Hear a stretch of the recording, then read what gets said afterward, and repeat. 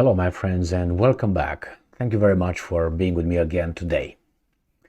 Very dangerous statement coming from the Russians, and it seems like the Russian ambassador to the United Nations stated that Israel's actions in Gaza are not self-defense.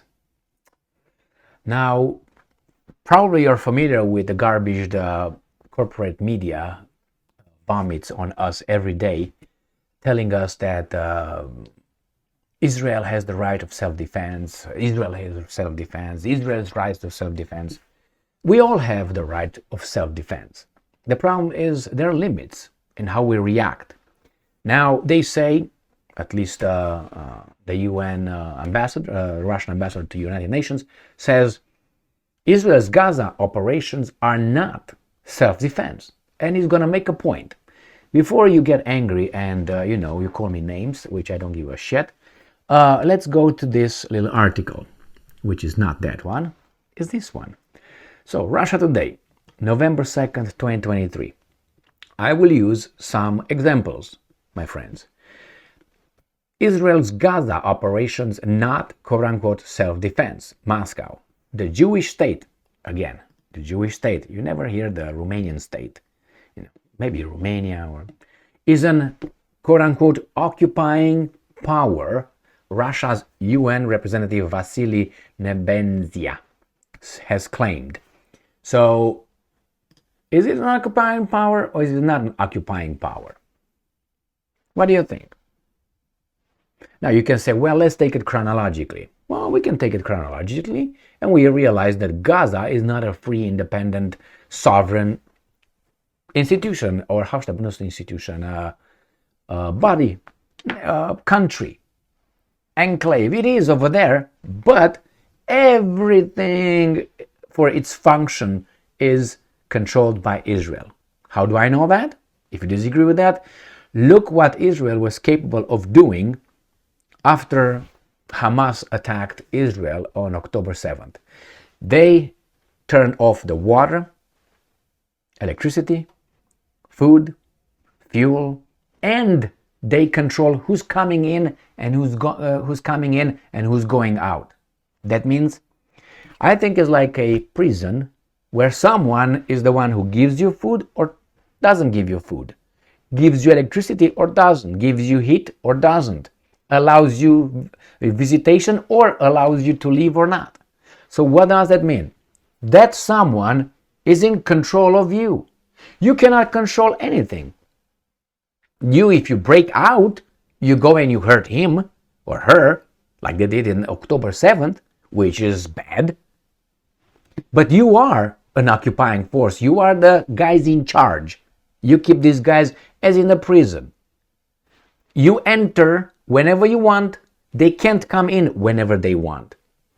So who's the occupier or who has the power?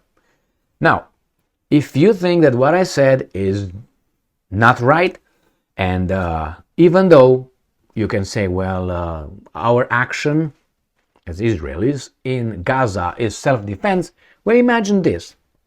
Remember when the United States of America plus their vassal states invaded Iraq on a false pretense? You remember that one? And they destroyed the country? Now imagine that those guys who were occupying forces, United States and the NATO member states, they invaded and occupied Iraq. Now, some Iraqis, let's say they shoot at the occupying forces. And then the occupying forces, as they said, we retaliated in self-defense. As an individual, yes, you are on a self-defense, but you are the initiator or the guy who's actually occupying it. Let's take another example. Let's take the colonizers.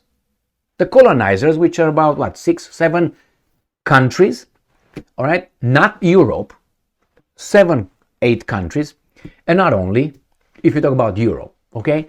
If you take it like this, imagine that the native population that was colonized, in the process of colonization, they reacted and they tried to throw the colonizers out. Let's say the British, right?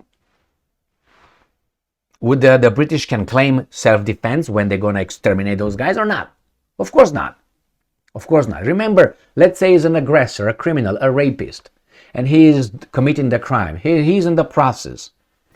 And the victim scratches the aggressor. An aggressor is going to kill the victim because in self-defense. Was that self-defense? It is true that you can say, well, wait a second. I act in self-defense because these guys attacked me on October 7th. That's correct. That's correct. But that's a point beyond which your self-defense becomes war crime. And history did not start on October 7th, if I remember correctly. So I am the warden. I'm the guy who allows you to have water, electricity, food, get out, come in, all right? And you scratch me through the bars of your cage, okay? You scratch me, and I'm saying, oh my God, oy vey, self-defense. I'm gonna fuck you up now. So you understand? Now Hamas, I just gave you an analogy. Scratched. I don't want to say, oh my God, yes, it's awful what they did. Crimes, I understand. It's an analogy, okay? I'm not trying to minimize. I'm just giving you an example. Scratch the warden. And the warden is upset and in self-defense opens the cage door and gets in and beats the shit out of these guys and abuses him sexually, and so on. And hey, I'm doing this in self-defense. All right, well, let's move on here. Israel does not have the right to cite self-defense as justification for its military operations in Gaza because it is an, quote-unquote, occupying power. Russia's permanent representative to the United Nations, Vasily Nebenzia, told an emergency special session of the UN General Assembly on Wednesday. Now that's bad. That's bad because the eye of Sauron will switch straight into Russia. And will probably try to help Ukraine, but I think Ukraine is already too dead. Let's put it, it's too dead to be revived, okay? Resuscitated. That's why they say, you know what? We don't care at this point.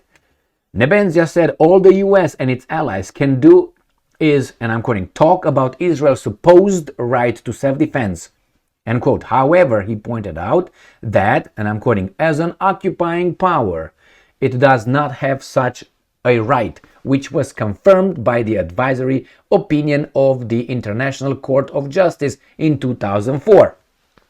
Interestingly enough, he uses the International Court of Justice, right? Which is not, ICC,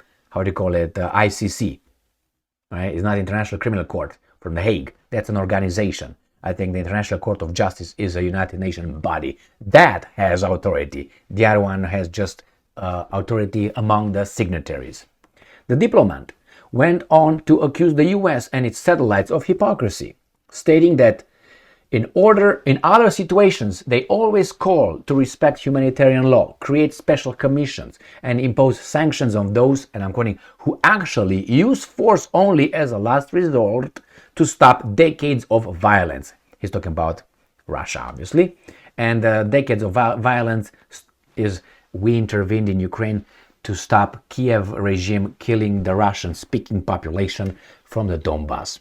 Okay, that's the whole thing over there. And I'm quoting, and today, seeing the horrific destruction in Gaza many times greater than everything that they angrily criticize in other regional contexts, attacks on civilian targets, including hospitals, the deaths of thousands of children, they seem to have taken water into their mouths. That means they can't speak.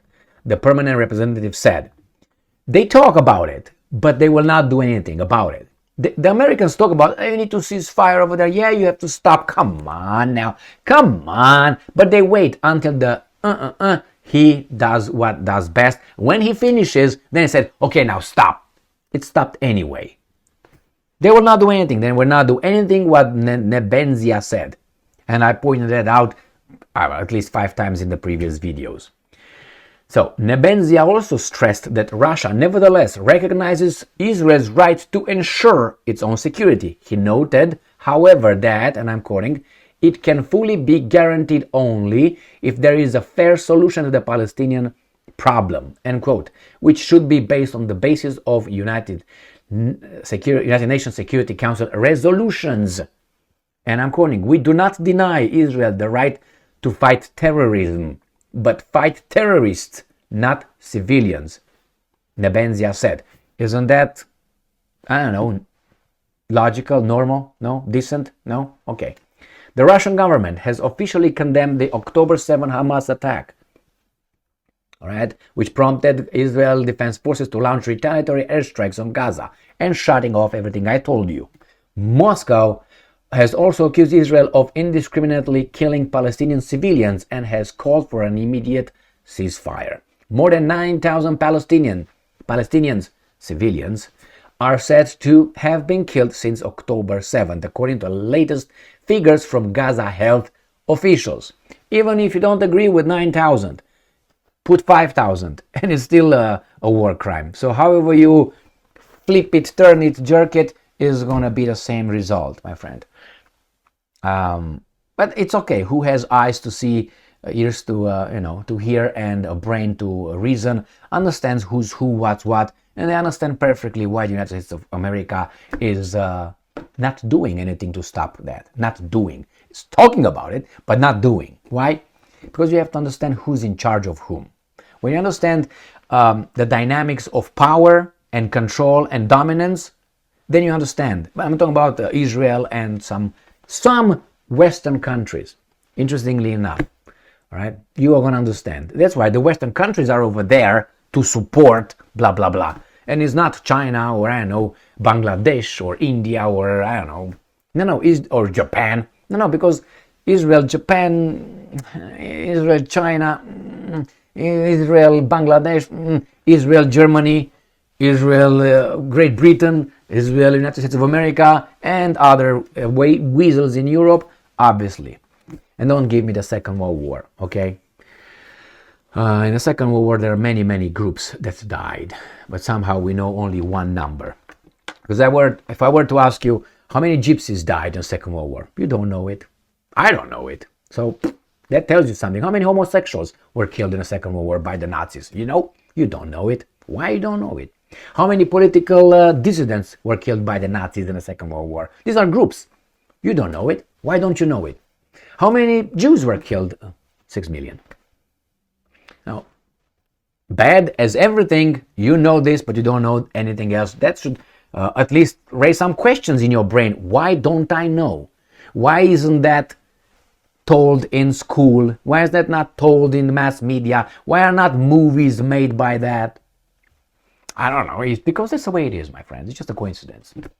No, it's not a coincidence. You figured it out. Thank you very much for being with me again today. Stay strong, stay smart, look for the truth, and be just.